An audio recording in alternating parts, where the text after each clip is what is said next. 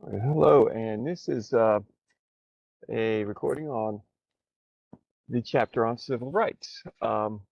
This is to be distinguished from the last chapter, which was on civil liberties. Typically, there's a number of ways you can look at this, and they're typically going to be exaggerated a little bit, but a civil liberty is an individual right. So every individual has a right to free speech.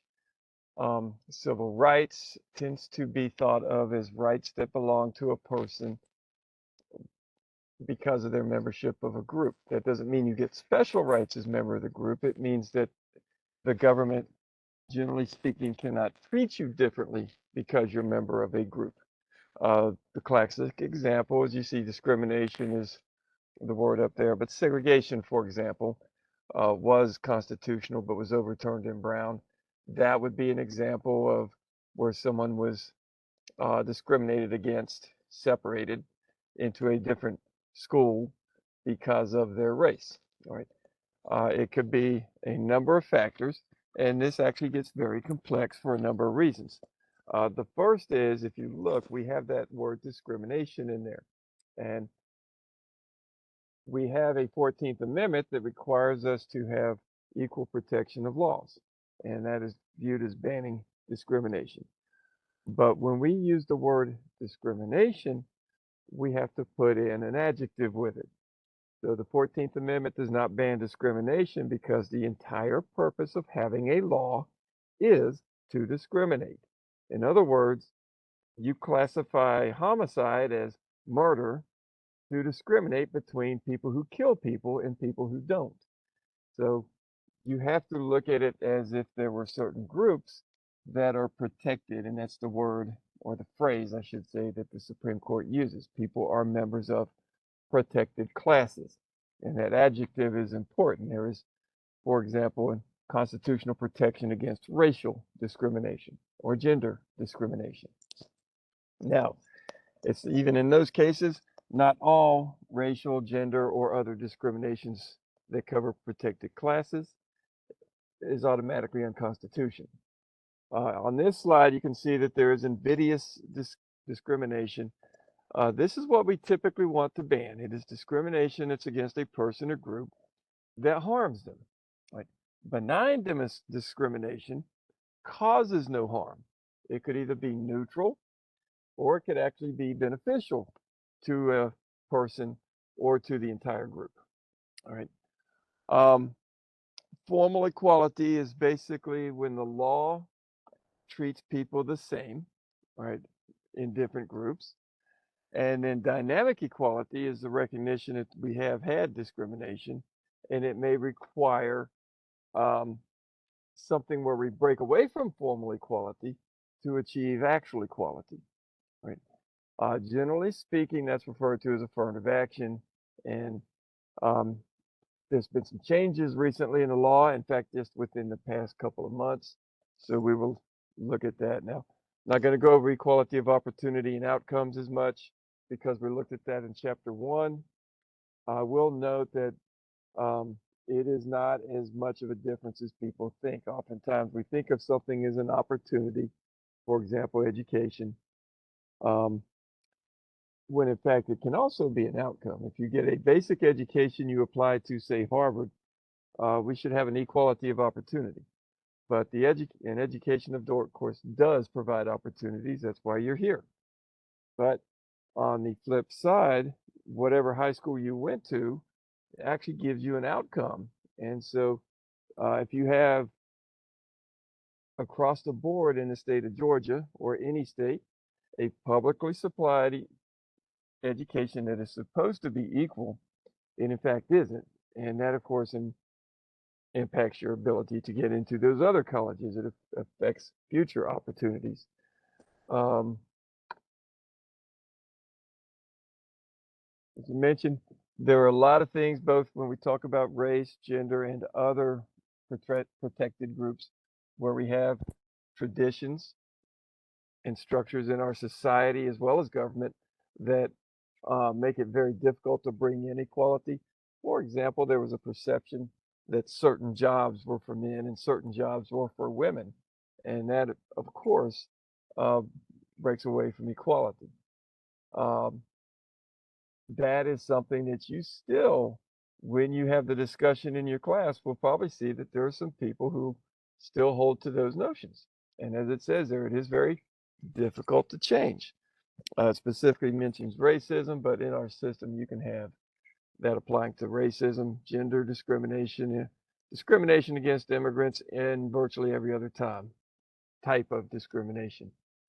Um, as usual, I'm going to let the textbook speak for itself on the historical stuff, and just because of time, and of course you can read those. Those three amendments, though, those are the ones that we generally look to for most of our, at least, constitutional provisions that protect us from racial discrimination, although the 14th is much broader than that. The 13th we don't actually talk about much because it simply abolishes slavery, and slavery has not really been an issue. You may see a case every now and then, something usually involving prison labor. There were some, I think that's pretty much settled. The 14th Amendment, though, is the one that's important. It does give citizenship to former slaves. If you remember from the last chapter, the Due Process Clause incorporates most of the Bill of Rights protections uh, and forces the state governments to honor those towards their citizens as well. The last part, though, is the Equal Protection Clause that requires that a state government gives equal protection of its laws to its people.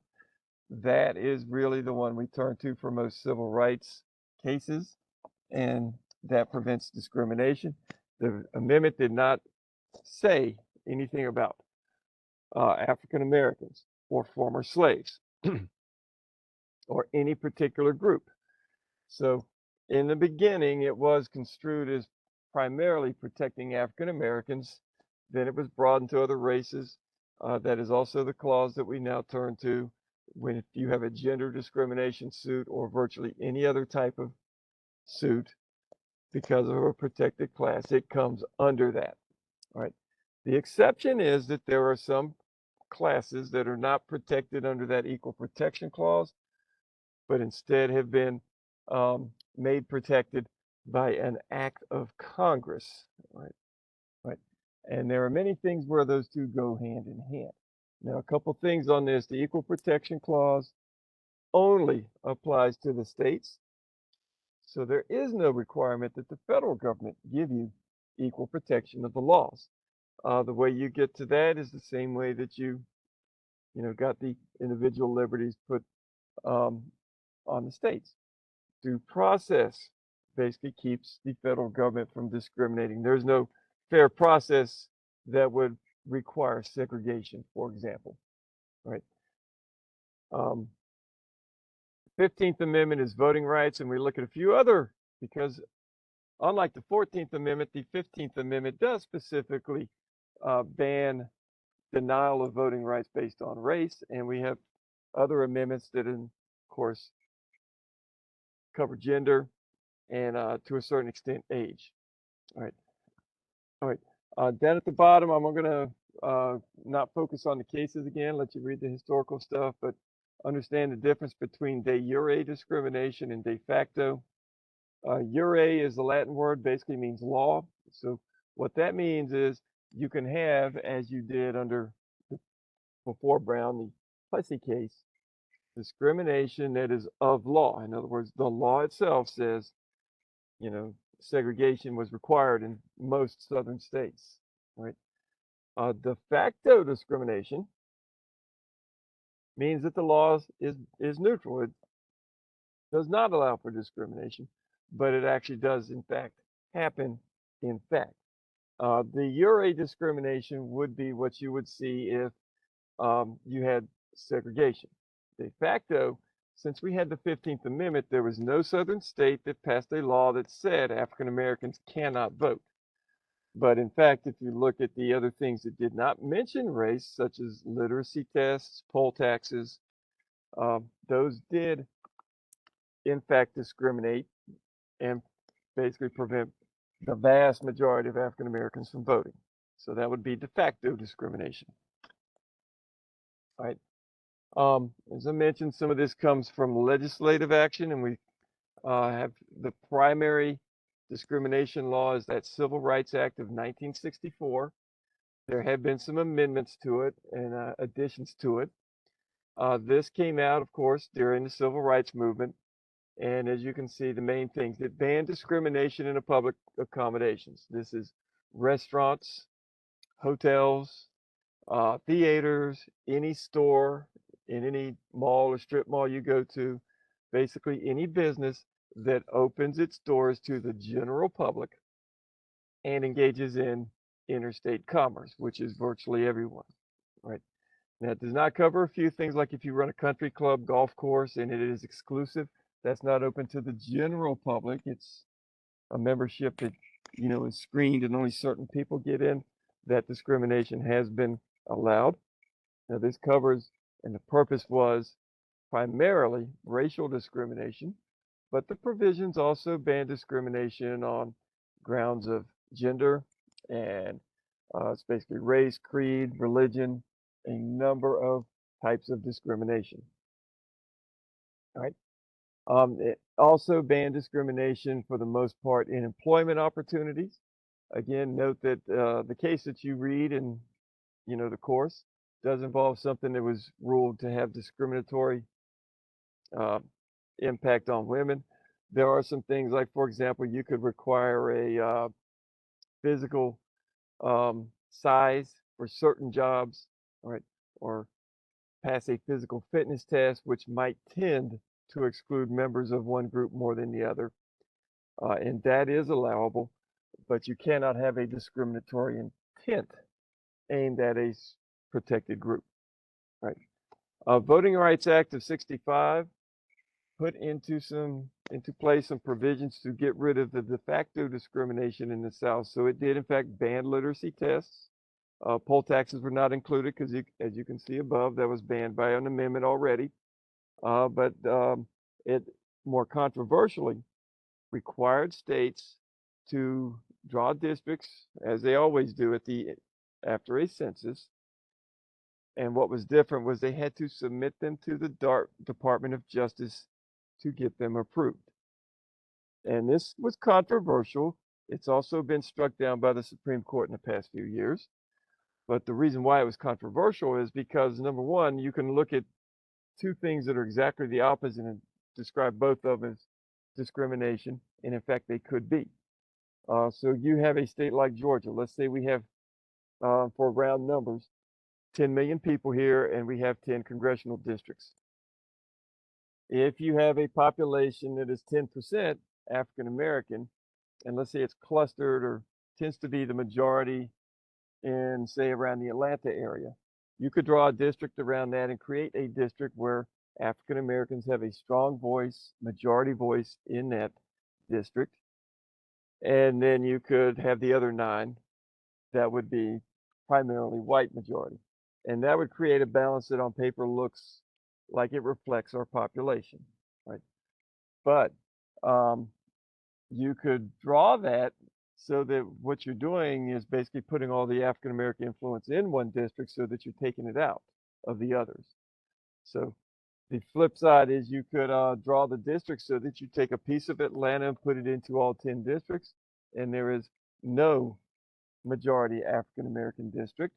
Now, how could both of those be discrimination? Well, if you cut the district a little differently, instead of creating one majority African American district, you could have, say, 30 or 40%, enough to swing votes off elections often in 3, 4 districts.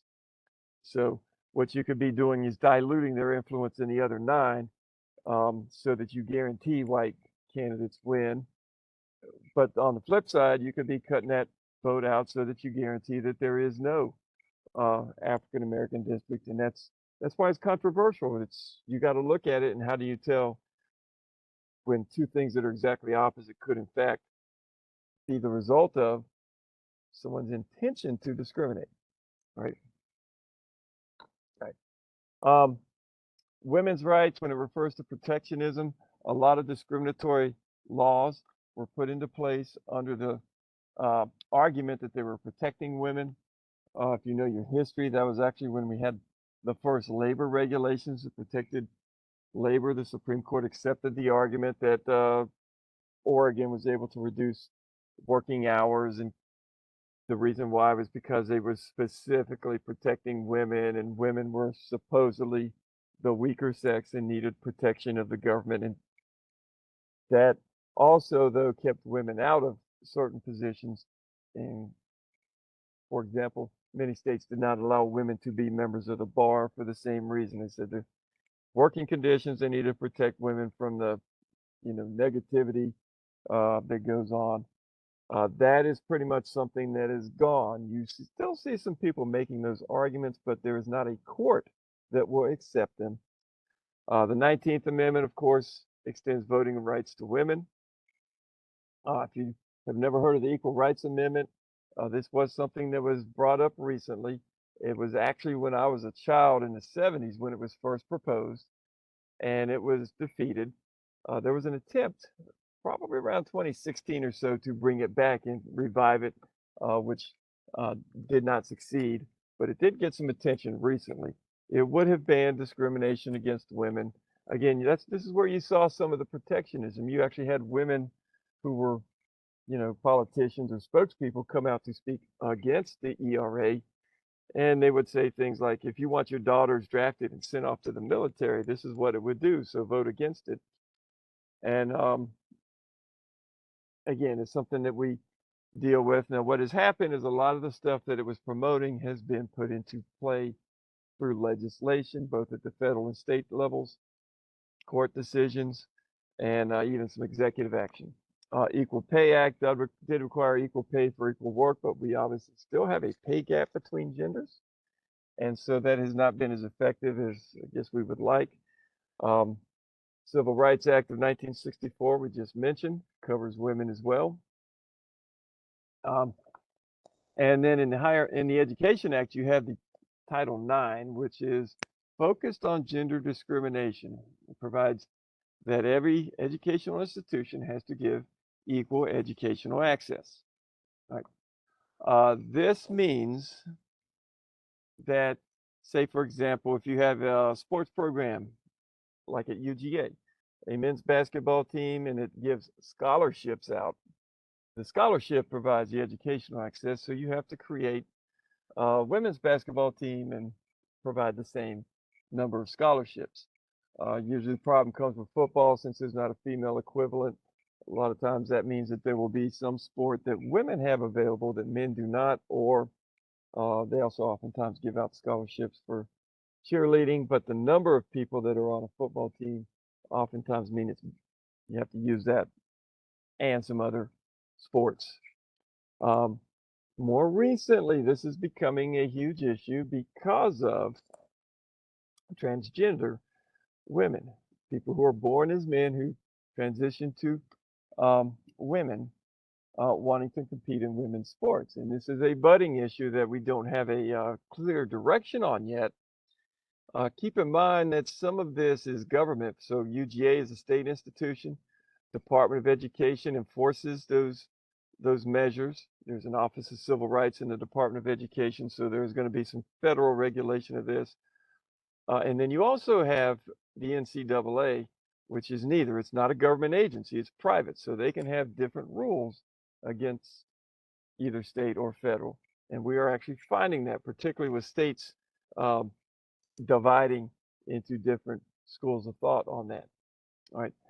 LGBTQ, going to focus here on marriage equality. U.S. versus Windsor basically said that there was a right for people to marry whomever they wanted without government interference. That one was focused at the federal government. There was a law that was passed called the Defense of Marriage Act that said that from the federal government they only recognize marriages between a man and a woman.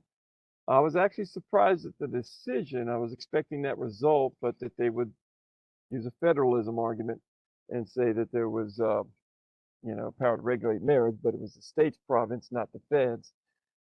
This did have some impact because if you say file taxes, you get a tax benefit as a married couple, so that would be something that was not extended And of course, this was still a federalism argument because, say, Hawaii would recognize gay marriage, Georgia would not, but that would basically be the federal government taking that power to define marriage away from Hawaii in the form of denial of certain benefits such as taxes, inheritance, etc.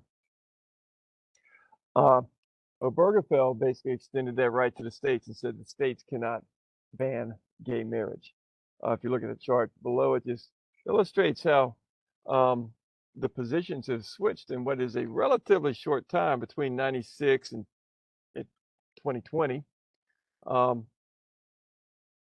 Lawrence v. Texas, by the way, is mentioned over there, basically said that the government did not have a right to legislate your gender preference. It actually overturned a case that came from Georgia where a person was arrested under a sodomy law for sex with another man, and that basically resulted in a criminal conviction that the Supreme Court upheld, saying that the individual does not have a right to their sexual preference and the state can regulate sexual behavior. And the Lawrence case overturned that in 2003, right? And then, of course, as I mentioned, the gender identity is related to that, but it does raise separate issues. Bathroom access, participation in girls' sports, as it mentions there, right?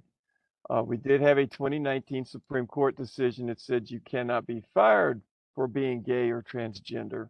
And what that did was extend the Civil Rights Act of 1964 definition of sex, which today would be gender, to include gay and transgender.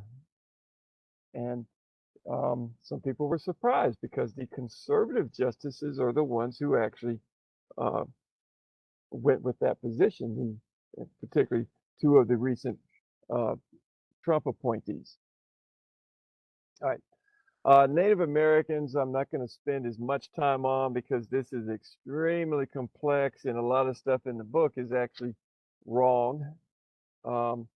What it misses is an understanding that Native Americans have rights as individuals, right, which are protected by the Constitution from state and federal action, but that much of this, like you see the compensation or return of lands to honor treaty obligations, has nothing to do with that at all. Instead, that is a tribal government that is getting that money, not the people, individuals. It's not being spread out to the members of, say, the Cherokee Nation up in North Carolina, close to here. If there was money that was given for land that was taken illegally, like back when we had the Trail of Tears, that money would go to the Cherokee Nation government, not to individuals. And then that government would determine how to set it out. And there's also issues with civil rights because, again, the Bill of Rights only applies to the federal government. The 14th Amendment extends it to the states. If a Native American is living in a state and the state government does something to that person, they have to operate within that boundary. But many Native Americans live on reservations and they have tribal governments, and neither one of those applied to a tribal government.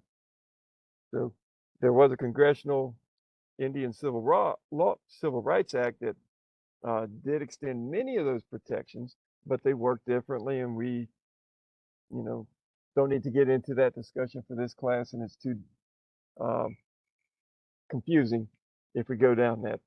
Right. Immigrant groups. There are a few things here. Number one, in the 1920s, laws were passed that basically set quotas for the number of people that come in from each nation. All right, as you can see, 65, 40 years later, that was ended. A lot of times it was ignored, and you know, for example, when we were in the middle of World War II and we needed labor and as well as troops, we kind of turned a blind eye to some of those limits anyway. 1974, the Nichols case, you see, requires a language accommodation for students who are learning English. And if you operate within the public schools, that would be the case. The last thing is DACA, which has yet to be resolved. It basically, if what this was, it covered people who were not born here because those people would have gotten citizenship. These were people who were infants or maybe toddlers when their parents brought them to the country. So they were born elsewhere and brought to the United States. And of course, they are not here legally. Therefore, of course, it was not them who decided to come here. And it does raise some moral issues because if you say deported someone who was brought here when they were 2 years old, there's a good chance the person speaks English in whatever country their parents came from. They may not even know that language. If they do know some of it, they may not be able to speak it well enough to function in the country they would be deported to. And of course, they may not know anybody there, not be able to get a job. That country may not accept them or recognize them as citizens. So it created a big moral and ethical dilemma. President Obama dealt with it through an executive order, and it still has not been finalized. Congress has not taken it up to solve it. Now, it said some classes themselves are created by Congress, so that would be people with disabilities. Uh, the court did not extend the Equal Protection Clause to people because of disabilities, but Congress did. So this may not, if it goes up to the Supreme Court, it's not an Equal Protection Clause um, argument per se. You're bringing the act under this act, right? You can see it creates some issues too, though. It covers a wide variety of disabilities, and one of the problems is it does not define them um, very precisely. So most people, of course, would say someone who is blind has a disability, someone who is, wheelchair bound has a disability, someone who is schizophrenic would have a disability. It doesn't have to be physical. But then you have other issues where, a psychologist or psychiatrist may look at alcoholism as a disability, but the law does not. Court has ruled on that it's not. Right. Um, so where do you draw the line? And that's a big issue. Now, the other thing is you have to provide accommodations so that the person can have access to the same exact opportunities: employment, transportation, public accommodations, communication services, education. Right. But there's a word in there that it's not just any accommodation that will let someone have an equal opportunity to succeed in, say, this class. It's a reasonable opportunity. So, of course, that's always debatable. What is reasonable? And again, it may vary. Huge state institution like UGA or a big college like Harvard, what's reasonable? It might be something that costs like $1 million to, you know, provide an accommodation to one person, whereas Lanier Tech, it might not be because that's a huge part of the budget and would take away the ability to serve other students.